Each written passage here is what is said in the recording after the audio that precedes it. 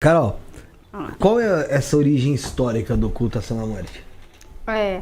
Então, a origem histórica do culto Pode à puxar o Santa microfone para Morte, você, mais. a origem histórica do culto à Santa Morte, ela surge com a expulsão dos jesuítas, né, da Argentina. E quando os jesuítas foram expulsos da Argentina, existiam os templos jesuítas e os índios guaranis, né, eram catequizados. E num desses templos havia uma estátua. E nessa estátua existia a face de Jesus, a face do diabo, de chifre, tudo, e um esqueleto. Partiram a estátua em 3 e foram dados a 3 tribos diferentes.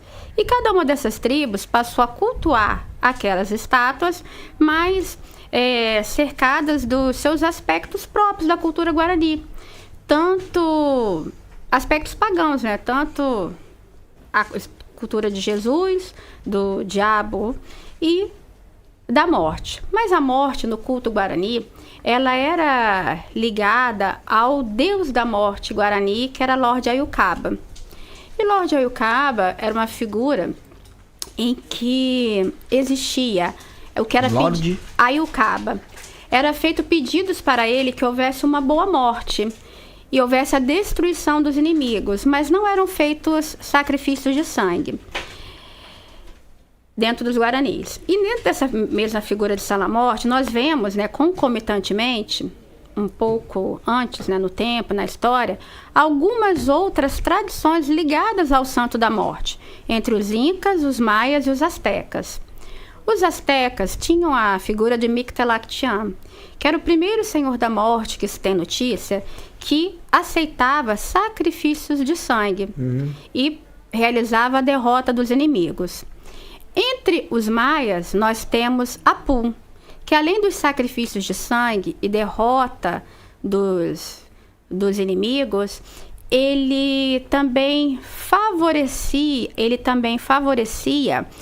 grandes pestes, grandes doenças sobre regiões inteiras. Seria um deus negativo? Depende. Se você quiser a derrota dos seus inimigos no exército contrário, para você vai ser positivo. Sim, mas eu digo assim, de uma forma geral. É denso, né? Denso. Um deus de morte. Tá. Efetivamente, morte física. Tá. De caixão e vela preta, né? Como a gente fala hoje em dia. E Supai, que era o deus da morte dos incas, que dentro dessas figuras de incas, maias e astecas, era a figura de Deus da morte mais terrível. Porque além dos sacrifícios de sangue, de sacrifícios humanos que lhe eram ofertados, ele fazia a mesma coisa que os outros. Uma morte boa para os seus seguidores, a destruição dos inimigos, a peste, a mortandade. Mas ele fazia, sobretudo também, ele tinha também o governo sobre todos os demônios, o atravessar do véu. Então, Supai, esse deus da morte inca, é o deus da morte que mais se parece hoje com a figura de San La Morte e com a figura do Senhor da Morte dentro do rito cainita.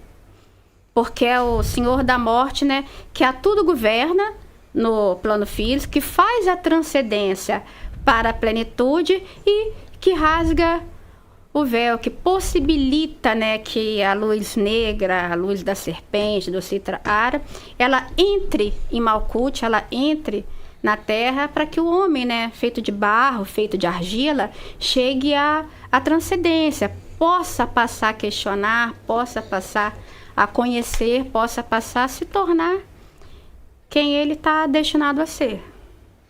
Entendi. E dentro desse culto de Santa Morte, quais são os principais símbolos que vocês associam a Santa Morte? O principal símbolo associado a Santa Morte sempre vai ser a caveira, a figura de Sam.